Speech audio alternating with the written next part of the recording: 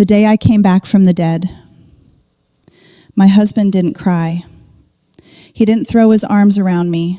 He didn't drop to his knees and thank God. He didn't say my name like a prayer, the way people do in movies when someone they love walks back through a door everyone had agreed was permanently closed. He stood in the doorway of the house I had bought, wearing a bathrobe I didn't recognize, and the first thing his face did was go completely white. Not pale, white. Like something inside him had short-circuited, like a man watching a consequence he thought he'd outrun come around the final corner. That was when I knew. Not suspected, knew. My name is Morgan Hayes. I am 31 years old. I am a staff sergeant in the United States Army, a combat medic, 68 whiskey, if that means anything to you. I spent 8 years stitching other people back together on the worst days of their lives. I carried soldiers out of burning vehicles. I have kept people alive with my bare hands in the middle of active gunfire.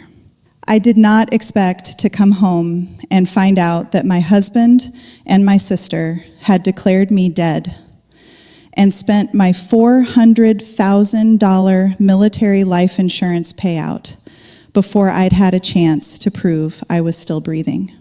I am going to tell you what they did. I am going to tell you what I did about it. And I am going to tell you what happened when the United States Army, the Federal Bureau of Investigation, and 14 months of my inconvenient survival finally caught up with the two people who were supposed to love me most. If you have ever been betrayed by the people you trusted with your life, stay right here. I grew up in Fayetteville, North Carolina, which means I grew up in the shadow of Fort Bragg. The military was not an abstract concept in my hometown. It was the neighbor who left at 4 a.m. It was the yellow ribbon magnet on every other car. It was the folded flag on the Mercado family's mantle 3 houses down. Given to a mother who didn't stop crying for 2 years. My father was Army, 2 tours in Gulf War I, then a career in logistics. He was quiet, precise, and absolutely certain that the world made more sense when you organized it properly. My mother was a school librarian who read to me every night and smelled like vanilla and old paper. They were the kind of steady, functional parents that I realize now were a miracle. I didn't fully appreciate until I'd spent years seeing what the alternative looked like. My sister Cassidy was 2 years younger than me. She was the pretty one. Everyone said so, and they said it in front of me, regularly and without apology. Where I was all angles and efficiency and flat-ironed practicality, Cassidy was soft curves and big lashes and a laugh that made grown men forget what they were talking about. I say this not to be cruel. I say it because it is the truth, and because it is a critical fact for understanding every single thing that came after. We were close when we were small. We shared a room until I was 12. We made up games and ate cereal on Saturday mornings. And I was, for most of our childhood, her protector. Cassidy attracted trouble the way flowers attract bees, not because she was bad, because she was beautiful and impulsive and had never in her life been made to carry the full weight of a consequence. I joined the Army at 18. My father shook my hand at the recruiter's office like I was a soldier and not his daughter. He was proud. I could see it straining against his restraint. My mother cried quietly in the car on the way home. Cassidy texted me from the back seat. I can't believe you're leaving me. Not us. Me. I did not notice that then. I met Jason Hayes at a mutual friend's barbecue when I was 24, home on leave after my second deployment to Afghanistan. He was 6 feet tall, easy looking in an uncomplicated way, and he knew how to talk. That was his primary skill, talking. He could fill any silence with a story. Had a laugh that came easy, and a way of focusing his attention on you that felt like sunlight. I was 24 and exhausted, and the most interesting conversation I'd had in 2 years involved bullet trajectory.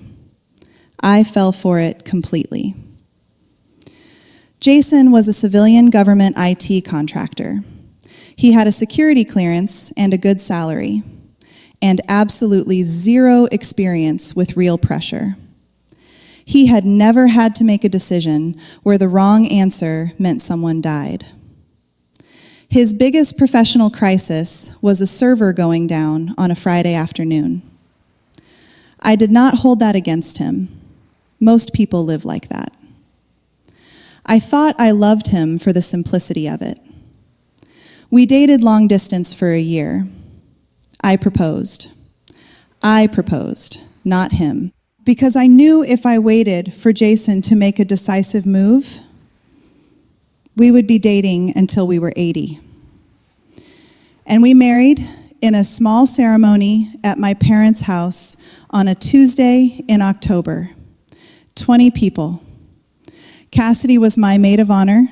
She wore dusty rose and cried through the entire ceremony, and gave a toast about how she was losing her best friend.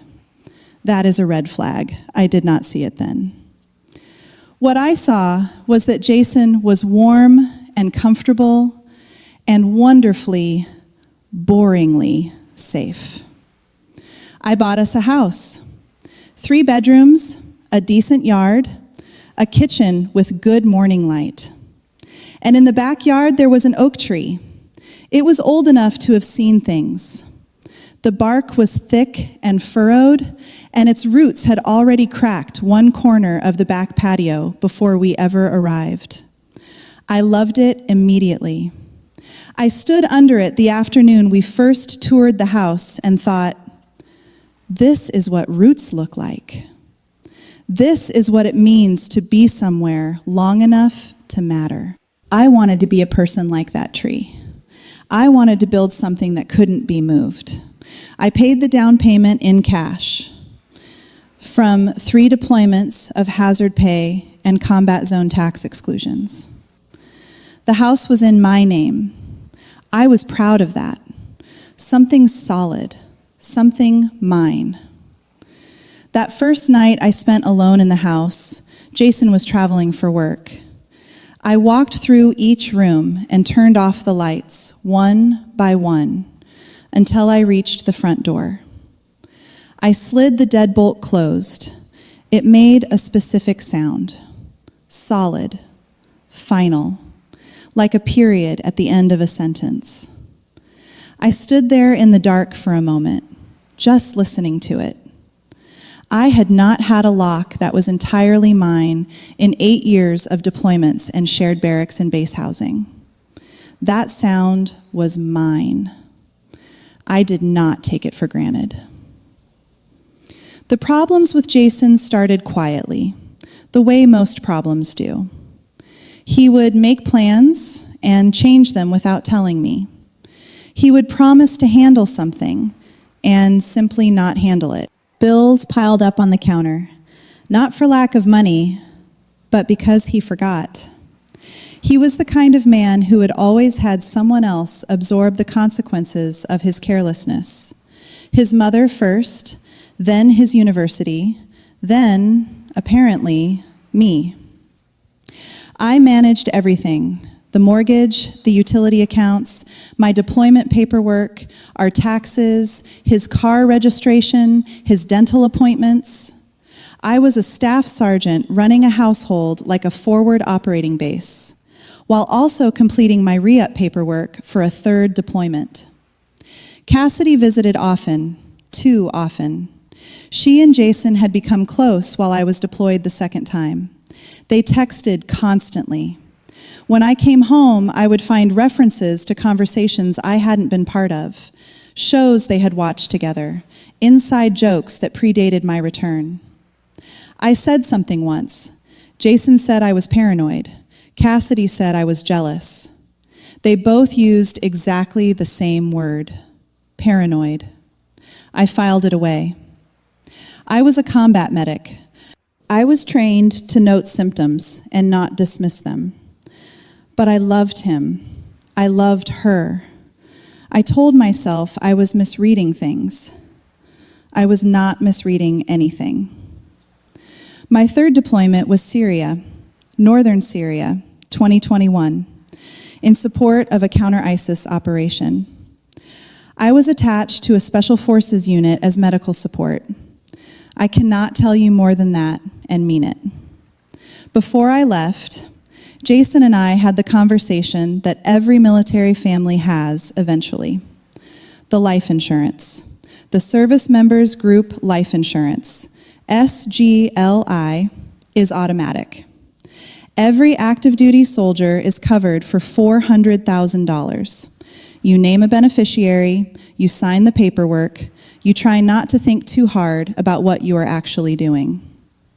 I designated Jason. Of course I did. He was my husband. I listed Cassidy as secondary because she was my sister, because I loved her, because I had absolutely no idea. I signed the form at the kitchen table on a February morning while Jason was in the other room. I put his name on the line where my father's name used to be. Then I walked to the dresser, picked up my dog tags from where I had left them the night before, and put them back around my neck. I pressed them once against my sternum, feeling the cold edge of the metal, feeling my own name stamped into it. Then I tucked them under my collar and finished packing. I left in February. I kissed Jason at the airport. He smelled like coffee and the aftershave I had given him for Christmas. I held on 3 seconds longer than usual. He pulled back first. I deployed. I saved lives. I did my job. In month 3, on a Tuesday evening, our vehicle was ambushed on a route I cannot name in an area I cannot specify. There was an IED. There was small arms fire. There was a period of chaos so total and absolute that it still comes back to me sometimes at 3 a.m. as pure sensation. The smell of burning metal, the concussion of the blast, someone calling my name, and then nothing. I was listed MIA, missing in action, effective April 14th. I will not tell you everything about the 14 months that followed. That story is mine. What I will tell you is this. They took everything from my pockets in those first hours. My wallet, my watch, the small photograph I kept folded against my chest. But the dog tags stayed. They tried to take them once. They did not succeed. I still do not know entirely why they let me keep them. What I know is that for 14 months, in conditions I will not describe, I wore those tags every single day. When I had nothing else to hold on to, no name, no rank, no proof that the world I had built still existed, I had a flat piece of metal pressed against my sternum with my name stamped into it. I was alive. I was still Morgan Hayes. That had to be enough. It was enough. Under the Uniform Code of Military Justice and the Missing Persons Act, a service member listed as MIA can be presumed dead after a period of documented absence. The timeline depends on circumstances. In my case, no confirmed sighting, active hostile territory, classified operational context. The Army issued a presumptive finding of death at the 11-month mark. Jason received the formal notification. Jason, as my designated next of kin, was informed of my presumptive status. He filed for the SGLI within 30 days. $400,000, paid in full, processed by the Department of Veterans Affairs, transferred directly to the account of one Jason Michael Hayes, surviving spouse. I know this now. I know the exact date. I know the exact amount. I know that Jason and Cassidy were together, not just grieving, within 6 weeks of my MIA notification. I know this because of phone records, credit card statements, because the FBI is extraordinarily good at their jobs, and because I am extraordinarily patient. On the same day, I was lying in the dark in a place I cannot name, counting my own pulse to stay calm, tracking time by the sound of a guard changing shift, rationing water, reciting the names of every soldier I had ever treated just to keep my mind organized. On that exact same day, Jason Hayes was at a Ford dealership in Fayetteville, paying $47,000 in cash for a truck he drove home to a house that still had my name on the deed. Here is what they did with $400,000 of insurance money paid out on a woman who was not dead. $400,000 paid in full. $47,000 for a black F-250, fully loaded, cash. 8 days in Cabo San Lucas, first class. They posted photographs. I have seen those photographs. I was required to review them as evidence in a federal case. I will not describe them to you in detail because some things, once seen, cannot be unseen. And I have already lost enough sleep. $22,000 for my 2018 Tacoma, paid off in full. The one with my radio preset still saved, a granola bar in the glove compartment, a Fort Campbell parking sticker on the windshield, sold to a stranger on Facebook Marketplace. 40 years of my grandmother's memories, the diamond earrings she wore to my grandfather's funeral, the ones my mother had pressed into my hand on my 18th birthday, sold to a pawn shop 6 miles from my house for pocket change. They weren't mourning.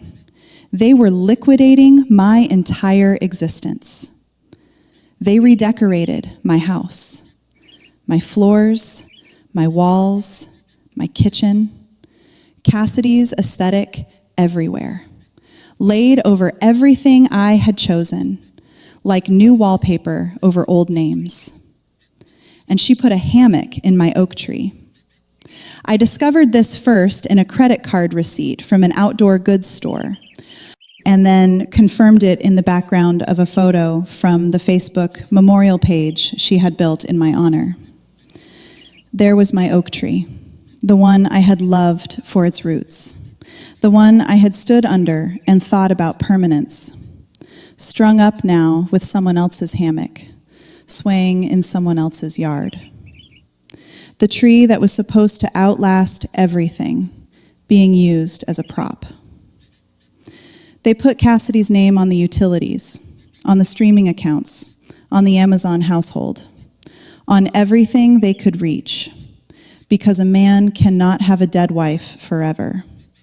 And they were already in the process of having me declared legally dead so Jason could formally remarry.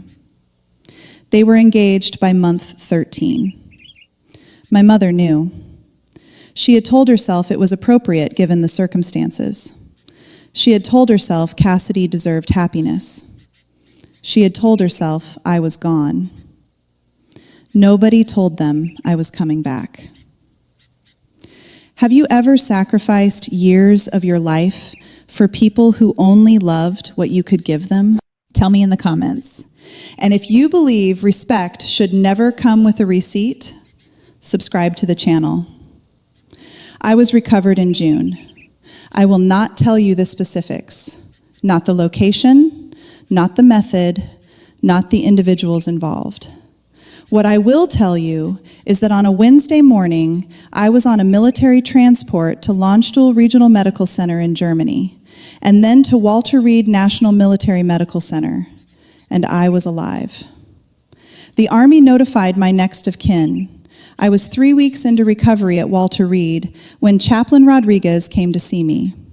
He had kind eyes and brought terrible coffee from the machine down the hall and asked questions about my childhood in a way that felt genuinely curious rather than procedural. One afternoon he came in, set the coffee on my tray, and looked at me a moment too long. "The Army has attempted to contact your husband," he said carefully, "as your next of kin." I noticed the word, attempted. "And?" I said.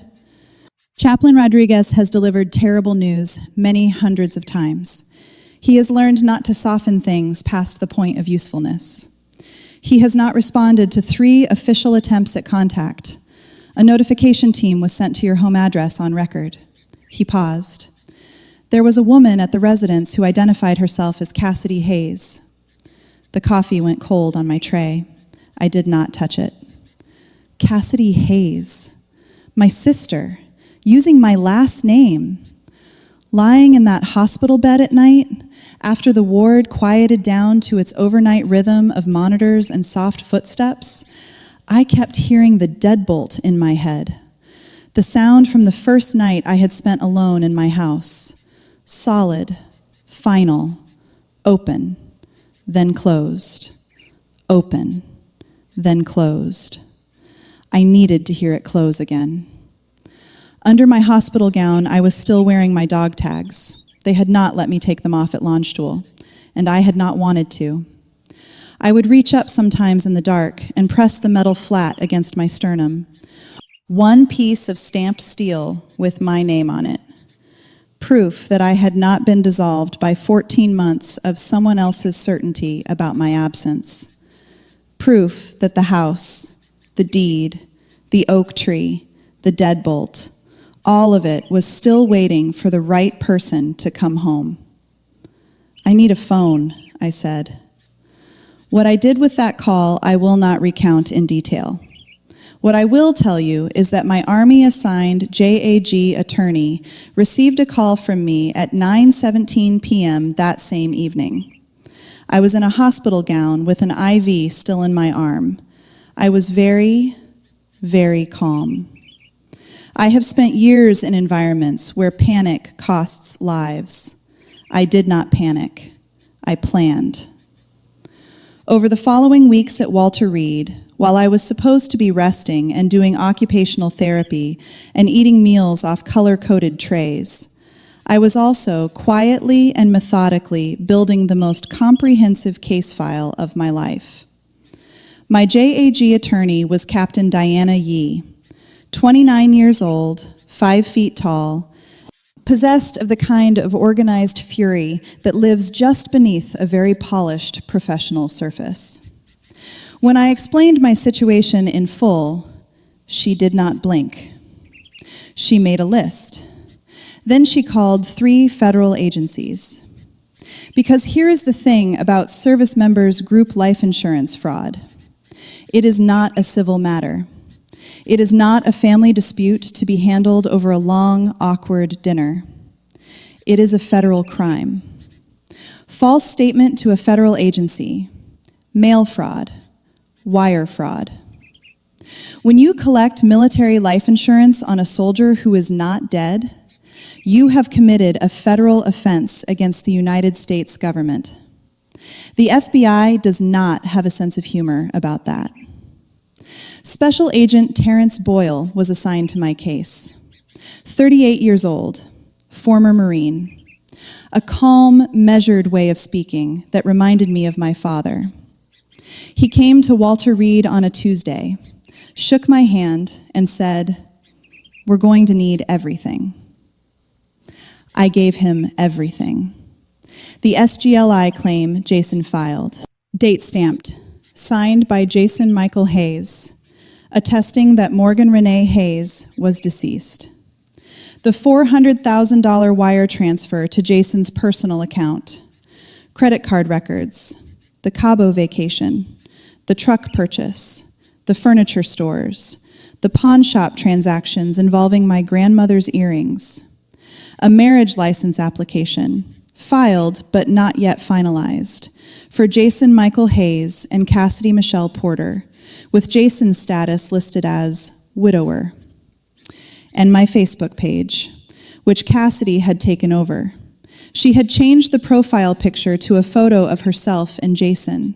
She had pinned a post at the top. In memory of my sister, Morgan, gone too soon, we carry you with us always. 300 comments of condolences.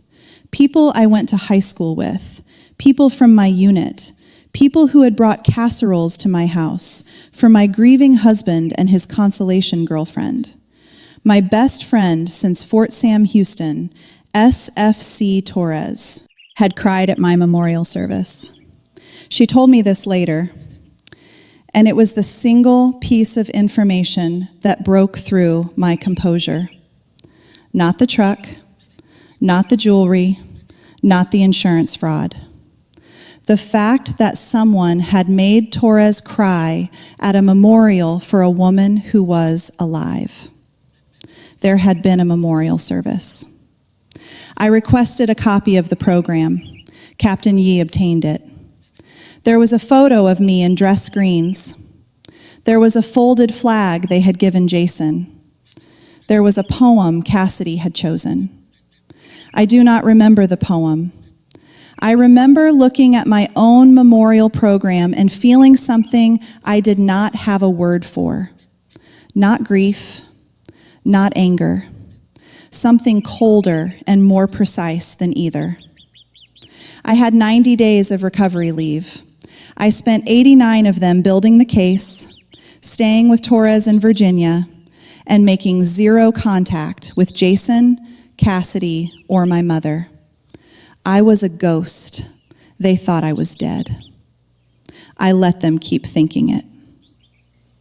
I want you to understand something about combat medics. We are trained for a protocol called MARCH, massive hemorrhage, airway, respiration, circulation, hypothermia.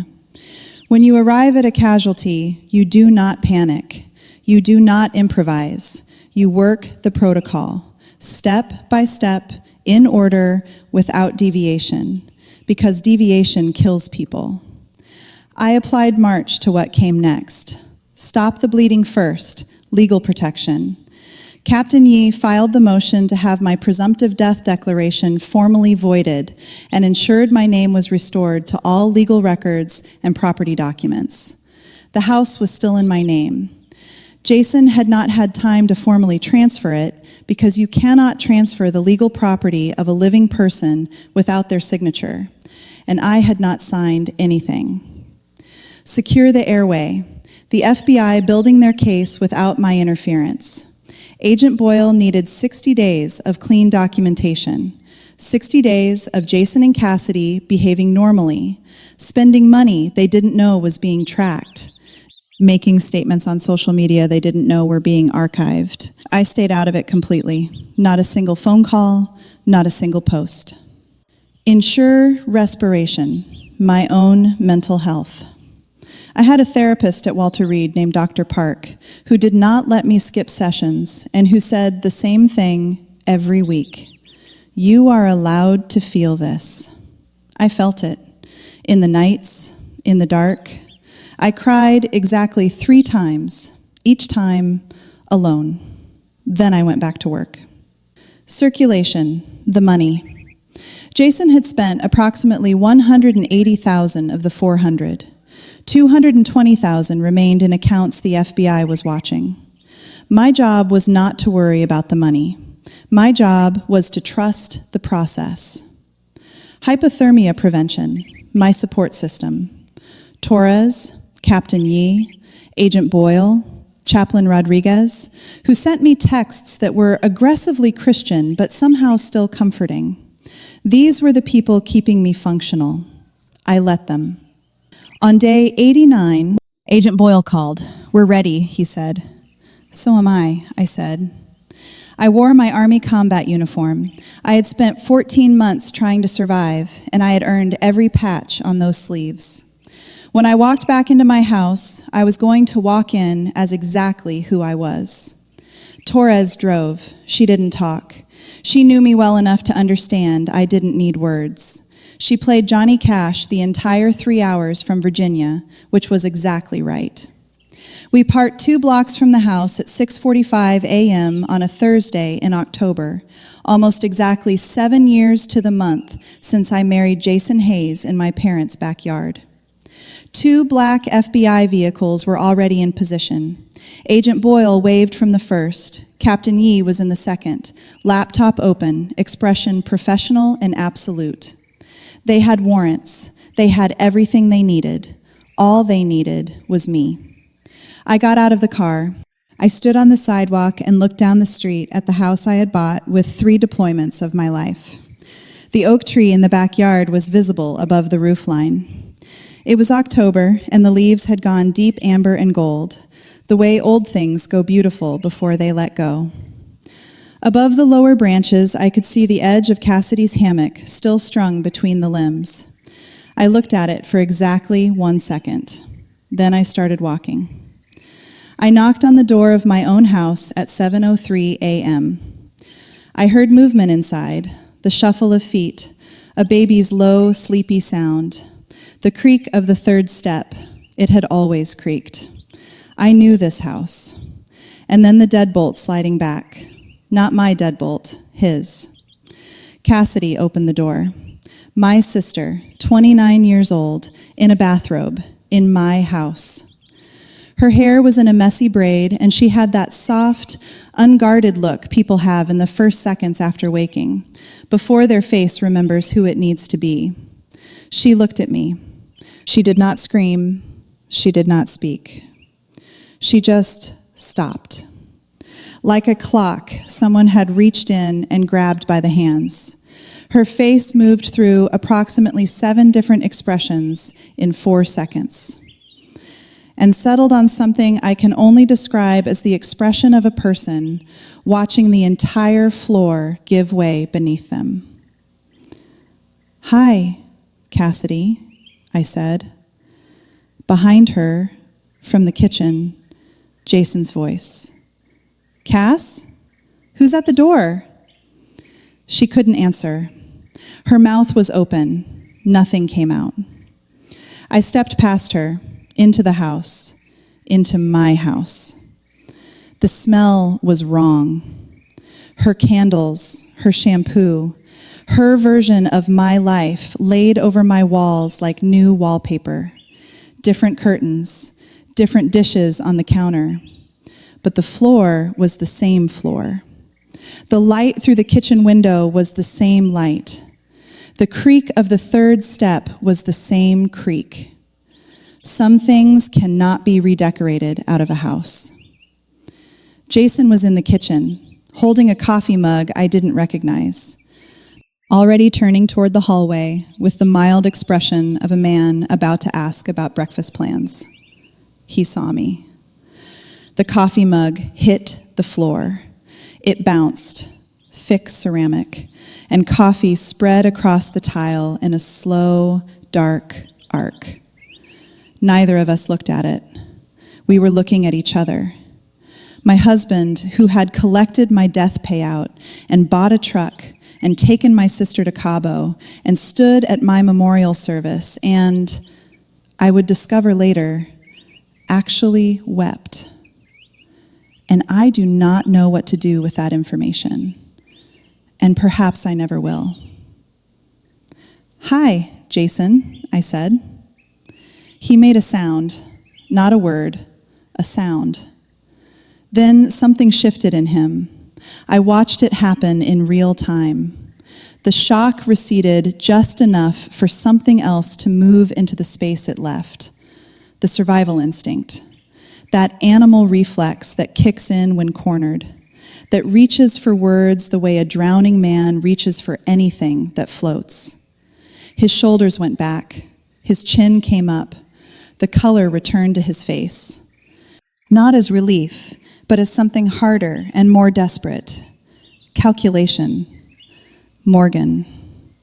He said my name differently now, not like a test, like an opening move.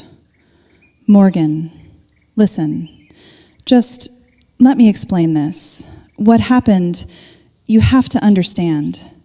The Army told us you were gone. We genuinely believed you were gone. We were devastated, both of us. His voice was finding its footing, smoothing itself out. The voice of a man who had spent his entire adult life talking his way out of consequences. We can figure this out. There's no reason this has to go anywhere. You're home. That's what matters. We're still family. We can sit down and talk about. I looked at him for exactly 4 seconds. Sit down, Jason, I said.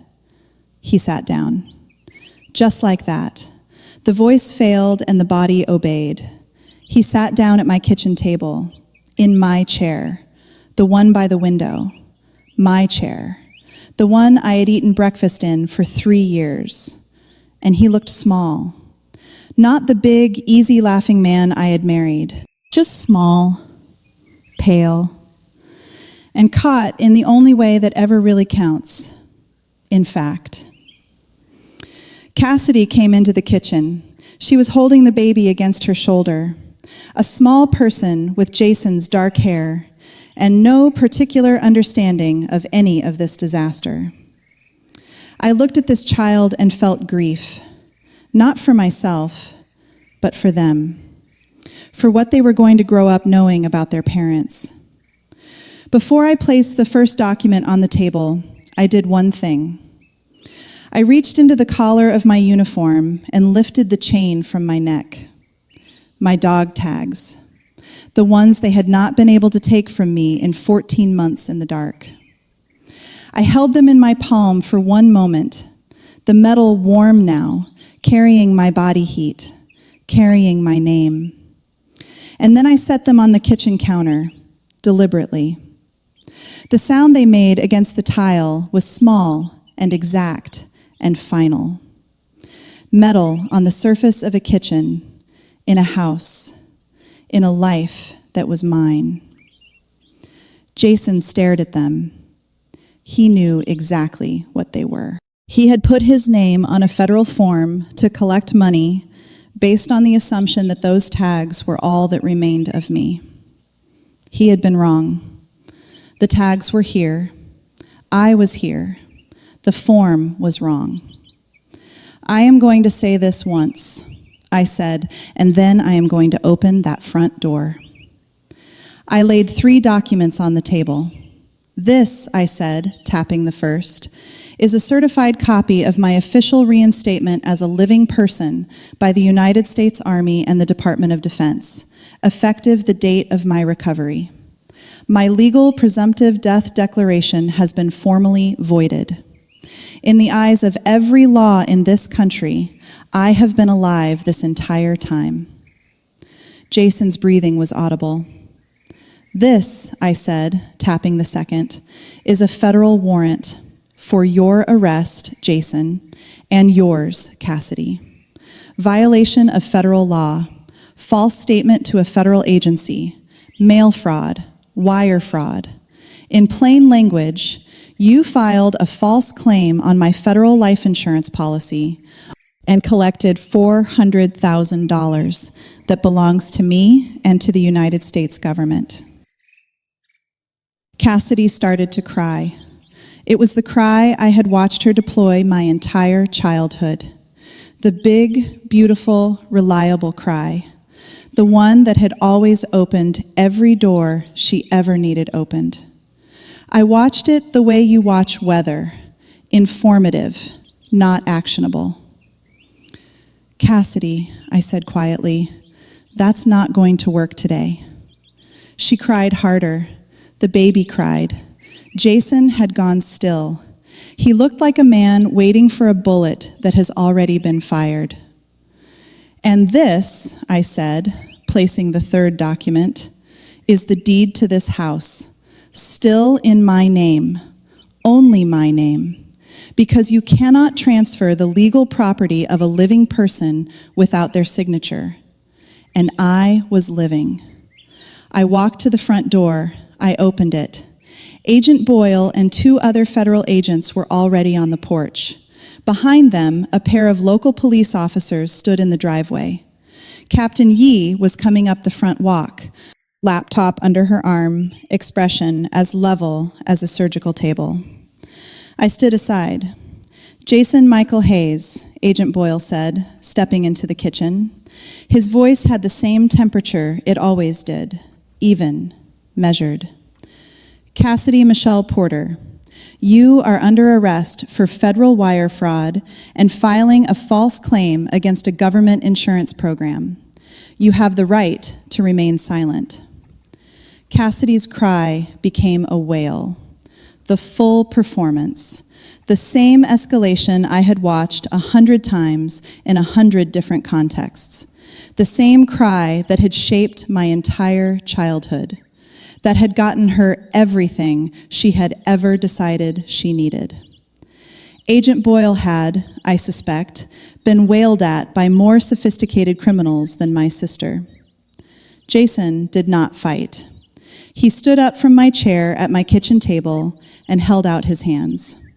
I watched them put handcuffs on my husband in my kitchen, in the light I had always loved. He looked at me once on his way to the door. His eyes were wet. He opened his mouth. I shook my head. There was nothing he could say that I needed to hear. They took them out. The baby, bewildered and crying, was transferred to a female officer who would remain with her until Jason's mother could be reached. The woman who had always absorbed his consequences, who was about to absorb the largest one of his life. I stood in my kitchen alone. The coffee was still spreading slowly across the tile, following the grout lines, finding the lowest point the way water always does. I found a dish towel. Not mine, hers, yellow with lemons on it, and I crouched down and wiped it up. I stood up. I looked out the kitchen window. The oak tree was still there. October amber, deep gold at the edges, the hammock strung between its lower branches, moving slightly in the wind. I walked out the back door onto the porch. I reached up and untied the hammock. The knots were simple and came undone quickly. It was just nylon and cord, someone else's thing in someone else's tree. I folded it, set it on the porch railing, and stepped back. The oak tree stood where it had always stood, rooted, unhurried. Its branches spread exactly as wide as they had always spread. It had been here before I bought the house. It would be here after everything. It had outlasted all of it. I stood under it for a moment, the same way I had the first afternoon I ever saw this yard. And I thought the same thing I had thought then. This is what roots look like. I went back inside and called Victor. Victor was a locksmith who had been on standby since 6 a.m. He arrived in a gray van, set his toolbox on the porch, and got to work without ceremony. He changed every lock in the house, front door, back door, garage, while I sat at my kitchen table and drank coffee from my own mug, the one I had kept at the back of a cabinet that apparently no one had bothered to unpack. When he finished, he handed me 4 shiny new keys. I paid him. I gave him a substantial tip. He nodded and drove away. I closed the front door. I slid the new deadbolt into place.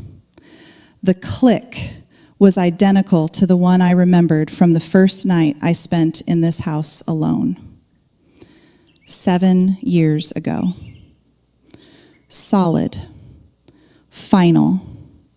Like a period at the end of a sentence. Like something that had been left open for 14 months. Left open by assumption, by paperwork, by the arrogance of people who believed absence was the same as absence forever. finally, completely shut. I stood in the hallway and listened to the silence of my house. It smelled like bleach and ocean air through the open kitchen window. It sounded like nothing at all. That was exactly right. The noise started by noon. My mother called at 12:14 p.m. I let it ring. She called again at 12:17. I let it ring again. She left a voicemail 4 minutes and 32 seconds long that contained the phrase, "You didn't have to do it like this," 11 times. I counted, listening to it exactly once, which was all I ever would. By 3 p.m., the family group text, a thread I had been removed from 14 months earlier because everyone in it believed I was dead, had been updated to include me again. The messages ranged from, "Thank God you're alive," to, "You could have handled this differently," to, from my cousin Angela, "Jason was a wreck when you died, Morg. You should have seen him. He loved you." I thought about responding. I did not respond. Cassidy called from the Federal Holding Facility's landline at 4:45 p.m. I declined. She called again, declined. A third time, and I answered, because I am human, and she is still, whatever she has done, my sister, and I am not made entirely of stone. "Morg," she whispered. "Morgan, please. We thought you were dead. We genuinely thought you were dead." And then things just... "Cassidy," I said, "please. Just tell him you don't want to. The federal government presses those charges." I said, "Not me. That is how it works when you defraud a federal insurance program. It is not in my hands." A silence. "We didn't know you were coming back," she said finally. It was the most honest thing she said to me. It was also the most damning. Not, "We were destroyed by grief." Not, "We couldn't go on without you." "We didn't know you were coming back." As though the entire plan had been contingent on my absence. As though they had simply moved into the space I left and hoped, reasonably, practically, that it would stay empty. "Goodbye, Cassidy," I said. I hung up. The social media campaign launched the next morning. A cousin posted a long public thread about family torn apart and the real story. Cassidy had apparently called from Holding and delivered the approved narrative, that they truly believed I was dead, that grief had brought them together, that the insurance money was used for survival, that my return had been handled with cruelty rather than compassion. Comments arrived from people I had not spoken to in years. People who had attended my memorial service and were now being asked to relitigate it online. Some believed Cassidy's version. Some wrote things I will not repeat here. I did not post. I did not respond. I did not send a single word into that noise. Captain Yee had told me from the beginning, "Let the federal case be your answer. You do not need to explain yourself to people who were not there." She was right. She is almost always right. The first thing I did the morning after, before I cleaned, before I called anyone, was sit at my kitchen table with a single piece of paper, a pen, and a SGLI beneficiary update form that Captain Yee had quietly included in my paperwork. I crossed out Jason's name. In the primary beneficiary field, I wrote, Torres, Dana M., Staff Sergeant, United States Army.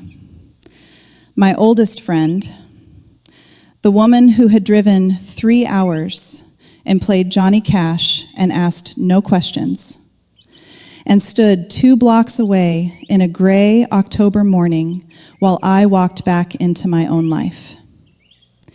In the secondary field, I wrote my mother's name, not because everything was forgiven, because she was still my mother, because closing a file is not the same as burning it. I signed the form, I dated it, I put it in an envelope addressed to the Department of Veterans Affairs. Then I made coffee. It was that simple. The simplest paperwork I had filed in 8 years. The first form that did not have Jason Hayes on it anywhere. I held the sealed envelope in both hands for a moment. The weight of it, nothing, a few grams of paper, and felt something unclench in my chest that I had not realized was still clenched. I put the envelope by the front door to mail in the morning. Then I began to clean. It was a physical act, and it was a ritual. I was not just cleaning a house. I was reclaiming a sanctuary.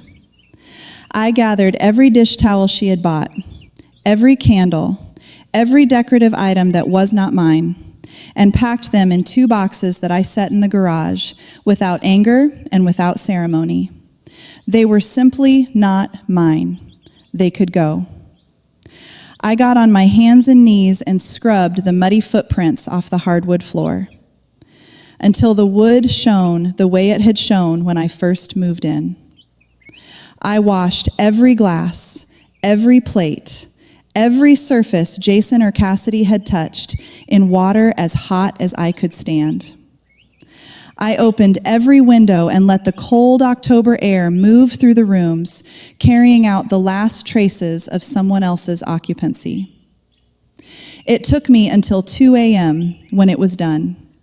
I sat on my sofa, clean now, smelling like soap, and for the first time since Walter Reed, since before Walter Reed, since before the deployment and the airport and the 3 seconds I had held on and he had pulled back first, I cried, not 3 times like before, once, long and complete, the kind of crying that doesn't ask permission. Then I went to bed. I slept through the night. 3 days later, I called my mother, not to demand an explanation, not to assign blame. I called because she was my mother and I was alive. And those 2 facts, laid side by side, had to mean something, even if I could not yet see the full shape of what they meant. She answered on the second ring, which told me she had been waiting. "Morgan," she said, just my name. No performance, no prepared speech. Just my name in her voice, and something in it that sounded like a woman who had been holding her breath for 14 months and was only now beginning to exhale. "I want you to know I'm alive," I said. "I'm home. I'm okay." She made a sound that wasn't quite a word. "When you're ready to call me," I said, "and we can talk only about that, about me being okay and being home. I'm here. I can't talk about the rest of it yet. I don't know when I can. But I love you. I sent Cassidy money," she said quietly, after. "I sent her money for a motel. I told myself it wasn't choosing sides." She stopped. I know, Mom, I'm sorry, Morgan," her voice broke. Not with guilt, but with something older and harder to name. The grief of a woman who had made a wrong turn so many years ago that she could no longer see the original fork in the road. "I'm sorry I never learned how to protect the right one. I didn't know how to. You were always so... I thought being strong meant you didn't need..." "I know," I said again, not because it was all right, because it was true, and truth was the only thing I had left to work with. "Call me on Sunday. We'll talk about something else." She said she would. She did. We talked about nothing important: the weather in Fayetteville, a book she was reading, a neighbor's new dog. We did not talk about Jason. We did not talk about Cassidy. We talked like two people who were beginning, carefully, at the very beginning, to learn how to be honest with each other. It was not reconciliation. It was a door cracked open. It was enough. 8 months after the arrest, Jason pleaded guilty. His federal public defender negotiated a deal: 4 years, minimum security, full restitution to the VA and to the SGLI program. The $220,000 still in his accounts was seized immediately. The truck was repossessed and auctioned. Cassidy received 3 years of probation, full restitution, and 200 hours of community service in exchange for her cooperation and testimony. The baby went to Jason's mother, who absorbed this consequence the way she had absorbed all the others, quietly, without drama, with the tired competence of a woman who had always known the bill would come eventually. I did not attend the sentencing hearings. Captain Yee went and texted me the details afterward. I was at work. I had been cleared for limited duty and was sitting in a repurposed supply closet at Fort Bragg that someone had converted into a peer support space, listening to a 22-year-old specialist explain why he hadn't slept in 6 weeks. I knew exactly how he felt. I told him what Chaplain Rodriguez had told me. You are allowed to feel this. The feeling is not the enemy. What matters is what you do next. He nodded. We sat in the quiet together. 6 months after the sentencing, a letter arrived from the Department of Veterans Affairs. Formal language, government stationery, the dry, careful prose of bureaucracy. In summary, following a comprehensive review of MIA service member protocols, the Army had implemented an updated notification and claims verification procedure. SGLI claims filed on behalf of service members with active MIA status now required a mandatory 72-hour hold and independent secondary verification before processing could begin. The letter did not mention my name in connection with the change, but the dates aligned exactly. I read it once, standing in my kitchen in the morning light, still in the t-shirt I'd slept in. Then I folded it and put it in the same drawer as my discharge papers and my grandmother's death certificate, the drawer of official documents that constituted, in the government's language, the record of a life. I closed the drawer. I thought, somewhere, right now, a soldier is listed MIA. Their family cannot file that claim today, or tomorrow, or the day after. 3 days in which anything might happen, in which a transport might land, in which someone might come home. I stood in my kitchen for a long moment with that thought. It was enough. A year out, people still find the story online. A small veteran-focused blog ran a piece about it. The comments divided into the two camps they always divide into: the ones who called me a hero and the ones who said I was cold, that I should have forgiven, that family is family, that Jason and Cassidy were only doing what grief pushed them toward. I don't argue with either group. Here is what I know. I spent 8 years as a combat medic. I know what it costs to survive. Not in the abstract, in the specific, physical, irrevocable way that you only know when survival has been the actual question and not a metaphor. I know what the body absorbs, what the mind carries, what you set down and what you cannot. What Jason and Cassidy did was not grief. Grief does not file paperwork within 30 days. Grief does not buy a truck. Grief does not book first-class flights and post photographs. Grief does not put a hammock in someone's tree. What they did was look at an empty space and calculate what fit inside it. They did not fill it with mourning. They filled it with $400,000 and a hammock and a child and a future built entirely on the assumption that I would stay gone. That is not grief. That is greed with grief's face on it. I did not stay gone. That is the thing about soldiers, I think, that people forget. We are trained in every available way to come home, to navigate, to endure, to find the route back through whatever has been placed across it. We work the protocol, systematic, in order, without deviation. Not because we are machines, because deviation kills people, and we have watched enough people die to know that the protocol is not a cage. It is what holds you together when everything else is trying to take you apart. I worked the protocol, and on the other side of it, I have a house with good light and a kitchen where I cook on Sundays, and an oak tree in the backyard that doesn't care about any of this. It was here before me, and it will be here after.